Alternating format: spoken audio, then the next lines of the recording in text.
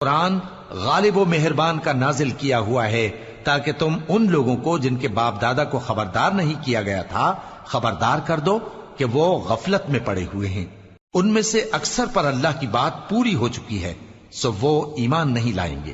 ہم نے ان کی گردنوں میں طوق ڈال رکھے ہیں اور وہ ٹھوڑیوں تک پھنسے ہوئے ہیں، تو ان کی گردنیں اکڑی ہوئی ہیں، اور ہم نے ان کے آگے بھی دیوار بنا دی اور ان کے پیچھے بھی،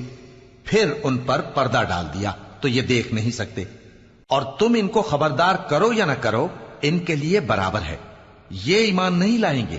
تم تو صرف اس شخص کو خبردار کر سکتے ہو جو اس نصیحت یعنی قرآن کی پیروی کرے اور رحمان سے غائبانہ ڈرے، سو اس کو مغفرت اور بڑے ثواب کی بشارت سنا دو۔ بے شک ہم مردوں کو زندہ کریں گے، اور جو کچھ وہ آگے بھیج چکے اور جو ان کے نشان پیچھے رہ گئے ہم ان کو قلم بند کر لیتے ہیں،